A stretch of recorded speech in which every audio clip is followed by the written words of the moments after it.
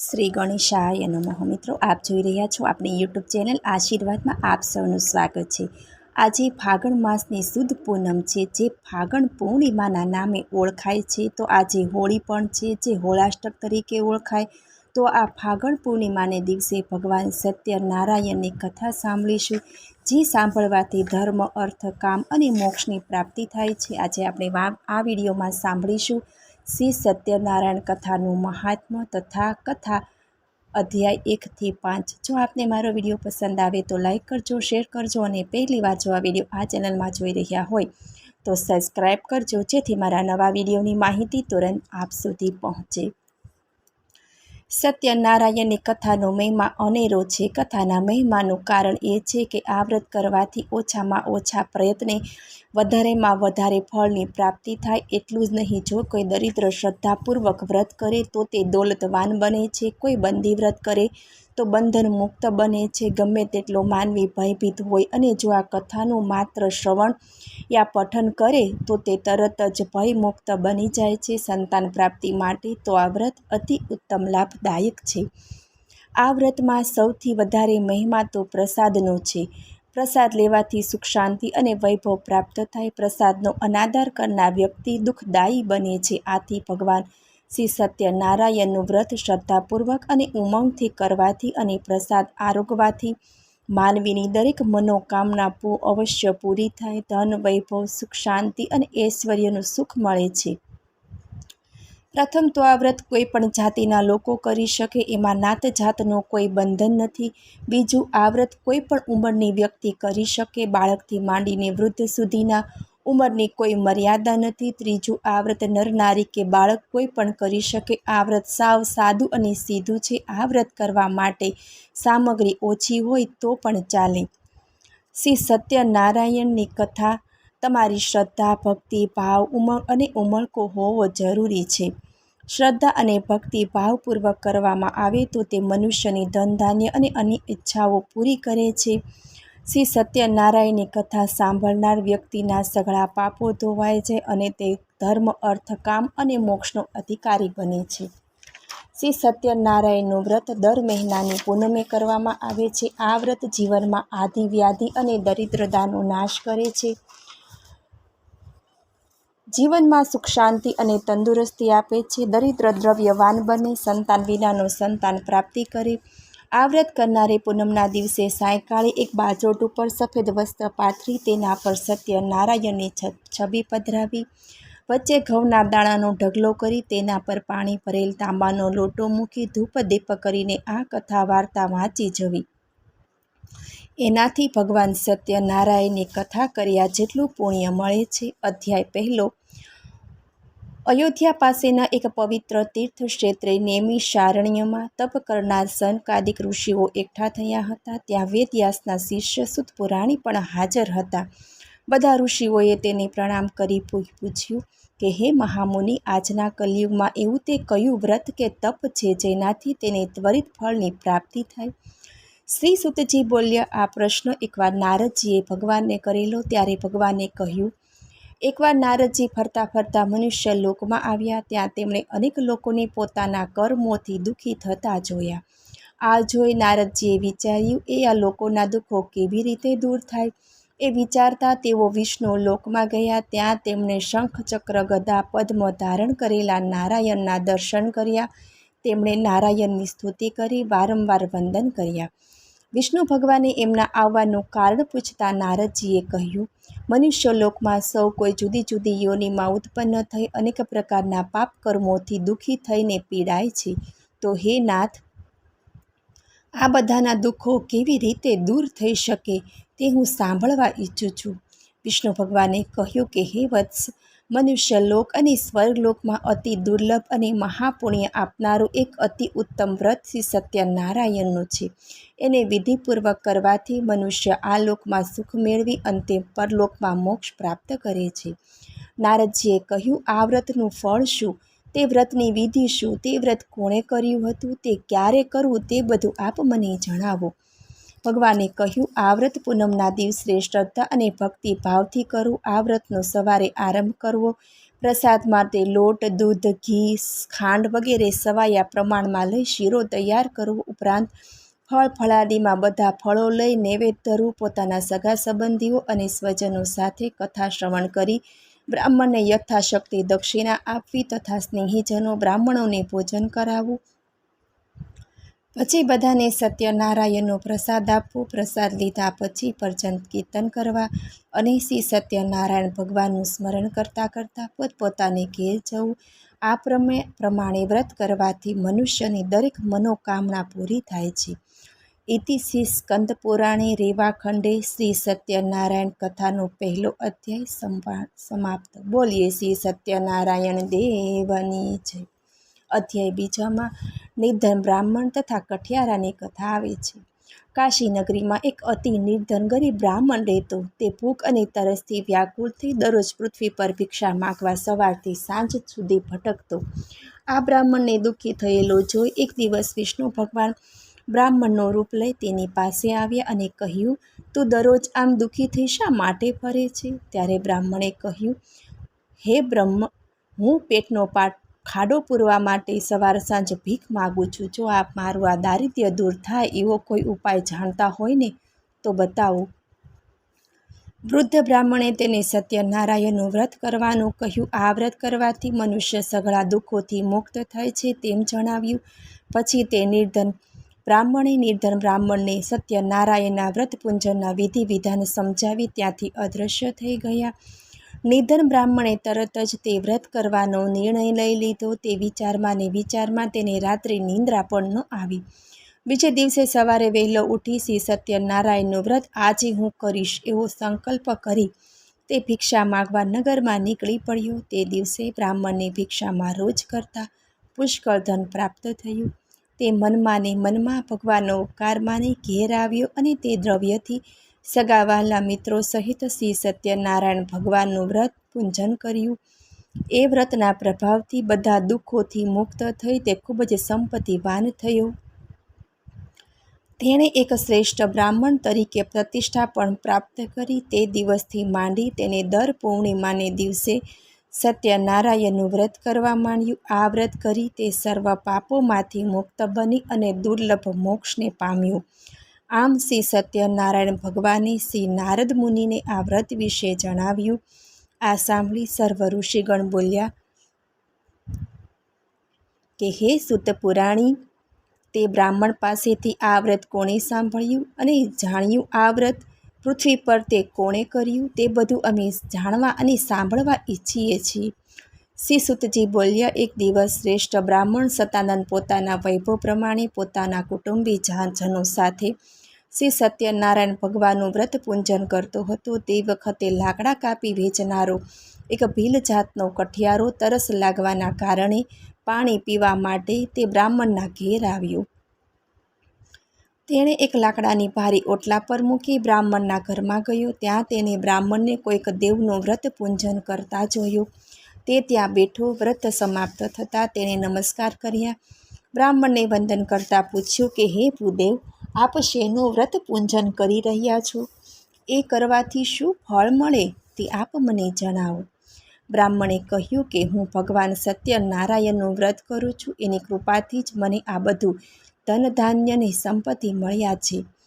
કઠિયારાએ એ બ્રાહ્મણ પાસેથી આ વ્રતની વિધિ જાણી લીધી. પછી પ્રસાદ ખાઈ પાણી પીને હર્ષ પામતો નગર તરફ ગયો. તે માથે લાકડાનો ભારો લઈ શ્રી સત્યનારાયણનું સ્મરણ કરતા વિચારવા લાગ્યો કે આજે નગરમાં જઈ લાકડાનો ભારો વેચી અને જે દ્રવ્ય મળે તે દ્રવ્યથી હું શ્રી સત્યનારાયણ ભગવાનનું વ્રત કરીશ. આમ સંકલ્પ કરી તે ધનવાનોના લતામાં ગયો. શ્રી સત્યનારાયણ દેવની કૃપાથી તે દિવસે કઠિયારને તેના લાકડાની બમણી કિંમત મળી. તે બમણા દ્રવ્ય વડે પૂજાની સામગ્રી ખરીદી પોતાને ઘેર ગયો અને પોતાના સગા વહાલાને બોલાવી વિધિપૂર્વક સત્યનારાયણનું વ્રત કર્યું. આ વ્રતના પ્રભાવથી કઠિયારો ધનવાણો પુત્રવાળો થઈ આ લોકમાં સર્વ સુખ ભોગવી અને છેવટે સ્વર્ગમાં ગયો. ઇતિ શ્રી સ્કંદ પુરાણે રેવાખંડે શ્રી સત્યનારાયણ વ્રતનો બીજો અધ્યાય સંપૂર્ણ. બોલીએ શ્રી સત્યનારાયણ દેવની જય. અધ્યાય ત્રીજો સાધુ વાણિયાની કથા આવે છે. પૂર્વકાળે ઉલ્કામુખ નામનો રાજા રાજ કરતો. તે દરરોજ સવારે દેવ મંદિરે જઈ બ્રાહ્મણોને દાન દક્ષિણા આપતો. તેની પત્ની કમલમુખ પણ પતિવ્રતા સ્ત્રી હતી. એક દિવસ રાજા રાણી ભદ્રશિલા નામના નદી કિનારે બેસી શ્રી સત્યનારાયણ દેવનું પૂજન કરતા હતા. એ વખતે પુષ્કળ ધન લઈ વ્યાપાર કરવા માટે નીકળેલો એક સાધુ નામનો વાણિયો ત્યાં આવી પહોંચ્યો. એણે વહાણને કિનારા પર લંગારી રાજા પાસે ગયો અને બોલ્યો, હે રાજન, આપ આ શું કરી રહ્યા છો? રાજાએ કહ્યું, સંતાન પ્રાપ્તિ માટે હું શ્રી વિષ્ણુ ભગવાનનું પૂજન કરું છું. મને સંતાન પ્રાપ્તિ થાય તે માટે હું સત્યનારાયણનું વ્રત કરું છું. આ સાંભળી સાધુ વાણિયાએ એ વ્રતની વિધિ જણાવવા કહ્યું, કારણ મારે પણ બાળક નથી. રાજા પાસેથી વિધિ વિધાન સાંભળી વેપાર માટે જવાનું છોડી દઈ તે સીધો ઘેર ગયો અને પોતાની પત્નીને આ વ્રત વિશે જણાવ્યું.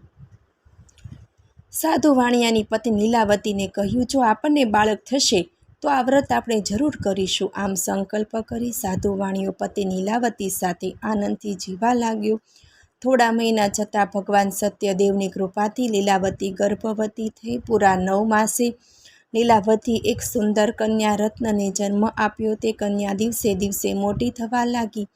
એ કન્યાનું નામ કલાવતી પાડ્યું. પછી પત્ની લીલાવતીએ પોતાના પતિને એ વ્રત કરવા જણાવ્યું, છતાં એના પતિએ એના તરફ ધ્યાન આપ્યું નહીં. કલાવતી મોટી થતાં એના લગ્ન એક સુંદર અને ગુણવાન યુવાન સાથે કરવામાં આવ્યા.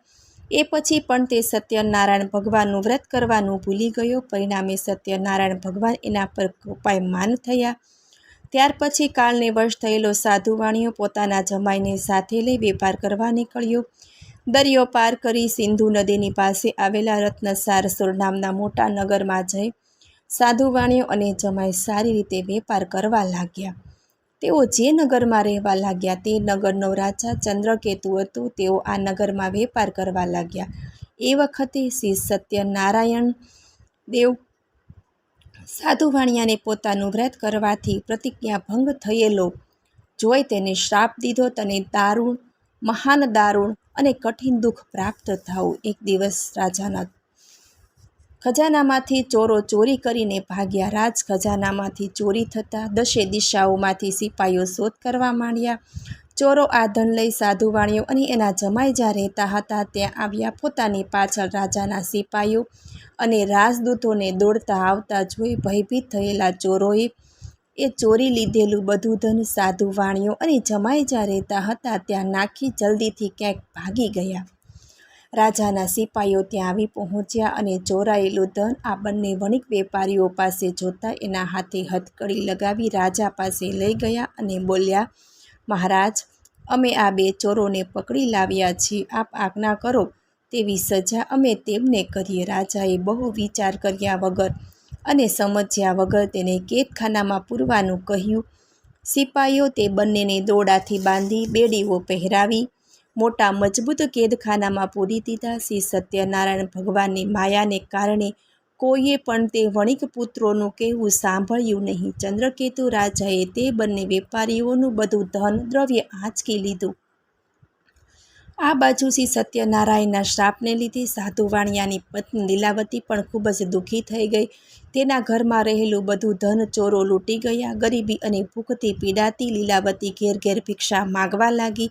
તેમજ તેની પુત્ની કલાવતી પણ અન્ન માટે ઘેર ઘેર ભીખ માગતી. એક દિવસ કલાવતી એક બ્રાહ્મણને ઘેર ભિક્ષા માગવા ગઈ. ત્યાં તેણે શ્રી સત્યનારાયણ ભગવાનનું વ્રત પૂજન થતું જોયું. તેથી તે ત્યાં ઓટલા પર બેસી કથા સાંભળી અને છેલ્લે વંદન કરી ભગવાન પાસે વરદાન માંગ્યું અને પ્રસાદ લઈ મોડી રાતે ઘેર ગઈ. દીકરીને મોડી રાત ઘેર સુધી બહાર ફરતી જોઈ માતા લીલાવતીએ કહ્યું. તેથી કલાવતીએ કહ્યું, માં, આજે હું એક બ્રાહ્મણને ત્યાં શ્રી સત્યનારાયણનું વ્રત થતું હતું ત્યાં બેઠી હતી. પછી જે પ્રસાદ મળ્યો તે લઈ હું ઘેર આવી છે. કન્યાનું વચન સાંભળી લીલાવતીએ પોતાની દીકરીના જન્મ વખતે લીધેલું વ્રત યાદ આવ્યું. તે આનંદપૂર્વક વ્રત કરવા તૈયાર થઈ. તેણે પોતાના સગા વહાલાને બોલાવી પોતાની શક્તિ પ્રમાણે શ્રી સત્યનારાયણનું વ્રત કર્યું. પછી ભગવાન પાસે વારંવાર પ્રાર્થના કરી વરદાન માગ્યું, મારા પતિ અને જમાઈ જ્યાં હોય ત્યાંથી જલ્દીથી ઘેર આવે એમ કરો પ્રભુ. વ્રતના પ્રભાવથી શ્રી સત્યનારાયણ સંતુષ્ટ થયા. તે જ રાતે ભગવાન સત્યદેવે રાજા ચંદ્રકેતુના સ્વપ્નમાં આવી તે બે વણિકોને છોડી દેવા જણાવ્યું અને તેણે લીધેલું બધું દ્રવ્ય પણ પાછું આપવા જણાવ્યું. સવાર થતાં રાજાએ બંને વણિકોને કેદખાનામાંથી મુક્ત કરી તેનું ધન દ્રવ્ય પાછું આપી માંગભેર છોડી મૂક્યા. સાધુ વાણિયો અને એનો જમાઈ તે દ્રવ્ય લઈ પોતાના ઘર તરફ જવા નીકળ્યા. ઇતિ શ્રી રેવાખંડે સત્યનારાયણની કથાનો 3જો અધ્યાય સંપૂર્ણ. બોલો શ્રી સત્યનારાયણ દેવની જય. અધ્યાય 4. સાધુ વાણિયો અને એનો જમાઈ બધી તૈયારી કરી બ્રાહ્મણોને દાન દક્ષિણા આપી પોતાના ગામ તરફ રવાના થયા. સાધુ વાણિયો અને એનો જમાઈ નૌકામાં બેસી થોડે દૂર ગયા. બપોરના સમયે તેમણે વહાણને કિનારે લંગાર્યું. શ્રી સત્યદેવ નારાયણે તેમની પરીક્ષા કરવા માટે એક સંન્યાસીનું રૂપ લઈ વણિક પાસે આવ્યા અને બોલ્યા, તારી નૌકામાં શું ભરેલું છે?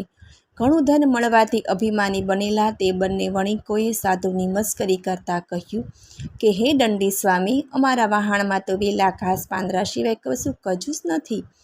સાધુ વાણિયાનું આવું કઠોર વચન સાંભળી સંન્યાસી રૂપ ભગવાન ક્રોધાયમાન થઈ તથાસ્તુ કહી ચાલ્યા ગયા.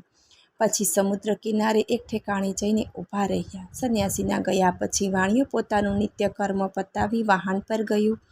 તેણે વહાણમાં જોયું તો વેલા અને પાંદડા ભરેલા હતા. આ જોઈ સાધુ વાણિયો તો બેભાન થઈ જમીન પર ઢળી પડ્યો. સાધુ વાણિયાનો જમાઈ કંઈક સમજ્યો હતો. તેણે સસરાની આ હાલત જોઈ બોલ્યો, જંગલમાં રહેતા સંન્યાસીઓ દેવી શક્તિ ધરાવતા હોય છે. જરૂર પેલા સંન્યાસીએ જ શ્રાપ આપ્યો લાગે છે. તેઓ સંન્યાસીને શોધતા શોધતા તેમની પાસે જઈ પહોંચ્યા. તેમણે સંન્યાસીને જોઈ દંડવત પ્રણામ કર્યા અને કરગરી તેની માફી માગી. સાધુ વાણિયાને આમ કરગરતો જોઈ સંન્યાસી બોલ્યા, હે સાધુ વાણિયા, તું મારી પૂજા કરવાનું ભૂલી ગયો છું. તેથી મારી આજ્ઞાથી જ તને વારંવાર દુઃખ પ્રાપ્ત થયું છે. ભગવાનનું આવું વચન સાંભળી સાધુ વાણિયો એની સ્તુતિ કરવા લાગ્યો ને બોલ્યો કે હે ભગવાન, હે પ્રભુ, હું આપને ઓળખી શક્યો નહીં. મને માફ કરો. વહાણમાં મારું જે પહેલાં ધન હતું તે સર્વ મને પાછું આપો. ભગવાન સત્યદેવ તેમને ઈચ્છિત વરદાન આપી અંતર ધ્યાન થઈ ગયા. તેઓ ફરી વહાણ પાસે આવ્યા તો પોતાનું વહાણ અગાઉની માફક દ્રવ્યથી ભરેલું જોયું. ભગવાનની કૃપાથી પોતાની ઈચ્છા ફળતા સાધુ વાણિયાએ ત્યાં જ શ્રી સત્યનારાયણ ભગવાનની પૂજા વિધિસર કરી અને પોતાના નગર તરફ જવા ઉપડ્યો. પોતાનું ગામ નજીક આવતા સાધુ વાણિયાએ પોતાના એક દૂતને પોતાના આગમનના ખબર આપવા પોતાને ઘેર રવાના કર્યો. લીલાવતી આ વખતે સત્યનારાયણનું પૂજન કરતી હતી. તે આ સમાચાર સાંભળી ઉતાવળે પૂજનનું કાર્ય આટોપી લઈ પોતાની પુત્રી કલાવતીને આ સમાચાર આપ્યા. કલાવતી પણ આ વ્રત જેમ તેમ પૂરું કરી પ્રસાદ લેવાનું બાકી રાખી પોતાના પિતા અને પતિને મળવા દોડી ગઈ. આમ પ્રસાદનો અનાદાર થયો. આથી શ્રી સત્યનારાયણ ભગવાન ગુસ્સે થયા અને કલાવતીના પતિનો તેના ધન સાથેના વહાણને સમુદ્રના જળમાં અદૃશ્ય બનાવી દીધું. જ્યારે કલાવતીએ પોતાના પતિને ન જોયું એટલે તે મહાશોક કરતી રડવા લાગી. અચાનક સાધુ વાણિયાને શ્રી સત્યનારાયણ ભગવાનનું સ્મરણ થયું. તેને તરત જ સંકલ્પ કર્યો, મારું આ સંકટ દૂર થાય કે તરત જ આ ઘાટ ઉપર હું વિધિપૂર્વક શ્રી સત્યનારાયણ ભગવાનનું પૂજન કરીશ. આમ કહી વાણિયાએ જમીન પર સાષ્ટાંગ દંડવત પ્રણામ કર્યા. આથી શ્રી સત્યનારાયણ ભગવાન પ્રસન્ન થયા અને ભક્તવત્સલ ભગવાને આકાશવાણી દ્વારા જણાવ્યું કે તમારી પુત્રી મારા પ્રસાદનો ત્યાગ કરી તેના પતિને મળવા આવી છે. તેથી જ તેના પતિને તેનાથી અદૃશ્ય કરવામાં આવ્યો છે. જો તે ઘેર જઈ પ્રસાદ લઈ પાછી આવે તો તેને તેનો પતિ તરત પ્રાપ્ત થશે. આ આકાશવાણી કલાવતીએ સાંભળી. તે તરત જ ઘેર જઈ પ્રસાદ લઈ પાછી કિનારે આવી તો તેને પોતાના પતિના દર્શન થયા. પોતાના જમાઈને જોઈને સાધુ વાણિયાને સંતોષ થયો. તેણે વિધિ પ્રમાણે ત્યાં શ્રી સત્યનારાયણનું વ્રત પૂજન કરી પોતાના ધન અને બાંધવો સહિત ઘેર ગયો. ઘેર આવ્યા બાદ દર પૂર્ણિમાને દિવસે તથા સૂર્ય સંક્રાંતિને દિવસે તે શ્રી સત્યનારાયણ ભગવાનનું પૂજન કરવા લાગ્યો અને અંતે આ લોકમાં સુખ પ્રાપ્ત કરી સર્વ સુખો ભોગવીને મરણ પામી તે સત્ય લોકમાં ગયું. ઇતિ શ્રી રેવાખંડે શ્રી સત્યનારાયણ વ્રતની કથાનો 4થો અધ્યાય સંપૂર્ણ. બોલીએ શ્રી સત્યનારાયણ દેવની જય. અધ્યાય 5મો. રાજા તુંગ ધ્વજની કથા આવે છે.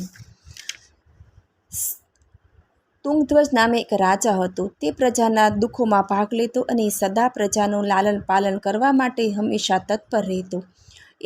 એ રાજાએ એક દિવસ સત્યનારાયણ ભગવાનનો પ્રસાદનો ત્યાગ કર્યો. આથી તે ઘણું દુઃખ પામ્યો. એક દિવસ તે વનમાં ગયો. અનેક જાતના પશુઓનો શિકાર કરી તે ફરતો ફરતો એક ઝાડ નીચે આવ્યો. ત્યાં કેટલાક ગોવાળીઓ સાથે મળી શ્રી સત્યનારાયણ ભગવાનની કથા પૂંજન વિધિપૂર્વક કરી રહ્યા હતા. આ જોઈને અભિમાની રાજા ન તો સત્યનારાયણ ભગવાનની કથા સાંભળવા ગયો, ન તો દેવને નમન કર્યું. અને જ્યારે ગોવાળિયા પ્રસાદ લઈને આવ્યા ત્યારે રાજાએ પ્રસાદને હાથ પણ ન લગાડ્યો. બીજા બધાએ પ્રસાદ ગ્રહણ કર્યો, પણ રાજા તો પ્રસાદનો ત્યાગ કરીને ત્યાંથી ચાલ્યો ગયો. આથી રાજાને ઘણા દુઃખોનો સામનો કરવો પડ્યો. રાજાના 100 પુત્રો તથા ધનધાન્ય, હીરા જવેરાત સઘળું નાશ પામ્યું. ત્યારે રાજાને વિચાર આવ્યો કે મેં પ્રસાદનો ત્યાગ કર્યો હોવાથી શ્રી સત્યનારાયણ દેવ આ કોપ વરસાવી રહ્યા લાગે છે. એવો વિચાર આવતા તરત જ રાજાએ મનોમન નક્કી કર્યું કે જ્યાં શ્રી સત્યનારાયણનું પૂજન થતું હશે ત્યાં હું અવશ્ય જઈશ. આવું મનમાં વિચારી તે ગોવાળિયા પાસે ગયો અને સર્વ ગોવાળિયાને બોલાવી તે રાજા ભક્તિ ભાવપૂર્વક પૂરી શ્રદ્ધાથી શ્રી સત્યનારાયણ દેવનું પૂજન કરવા લાગ્યો. સત્યનારાયણ દેવનું કથા પૂજન થતાં જ દેવ પ્રસન્ન થયા અને રાજા ફરી પુત્રવાન અને ધનવાન બન્યો અને આ લોકમાં સુખ ભોગવી અને અંતે સત્ય લોકમાં ગયો. અત્યંત દુર્લભ એવું આ શ્રી સત્યનારાયણનું વ્રત અને પૂજન જે કરે અને ભક્તિયુક્ત થઈને ફળ આપનારી આ પવિત્ર કથા સાંભળે અથવા જે કોઈ એનો અંગીકાર સ્વીકાર કરે તેને ફળ આપવા શ્રી સત્યનારાયણ દેવ સમર્થ છે. શ્રી સત્યનારાયણ દેવના પ્રસાદનું મહાત્મ્ય ઘણું મોટું છે. પ્રસાદ ગ્રહણ કરવાથી ધન ધાન્ય અને અનેક પ્રકારના વૈભવની પ્રાપ્તિ થાય. દરિદ્રવાન હોય તે ધનવાન બને છે, બંધનમાં હોય તે બંધન મુક્ત બને, ગમે તેટલો ભયભીત હોય તો ભયમુક્ત બને. સત્યનારાયણનું વ્રત કરનાર આ લોકમાં સર્વ કામના સિદ્ધ કરી ઈચ્છિત ફળ ભોગવી તે સત્ય લોકમાં જાય છે.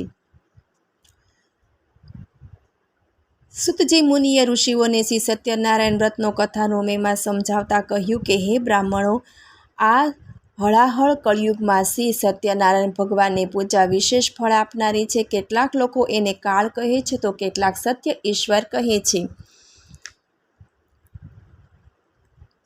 કેટલાક લોકો તેમને શ્રી સત્યનારાયણ ભગવાન કહે તો કેટલાક સત્યદેવ કહે. એ શ્રી સત્યનારાયણ વિષ્ણુ ભગવાન અનેક જાતના રૂપો ધારણ કરી સર્વના મનોરથો પૂરા કરે અને ઈચ્છિત ફળ આપે. આ હળાહળ કળિયુગમાં તો શ્રી સત્યનારાયણના વ્રત સ્વરૂપે રહેશે. જે કોઈ ભક્તિ ભાવપૂર્વક આ કથાનો નિત્ય પાઠ કરશે તથા શ્રી સત્યનારાયણ ભગવાનની કૃપાથી સઘળા દુઃખો નાશ પામે, એના સઘળા પાપો પણ નષ્ટ થાય. સત્યનારાયણનું પૂર્વે જેમણે વ્રત કર્યું હતું તેમના પુનઃજન્મ કયા કયા થયા હતા તે હું તમે જણાવી રહ્યું છું. તે મુનિવરો તમે ધ્યાનથી સાંભળો.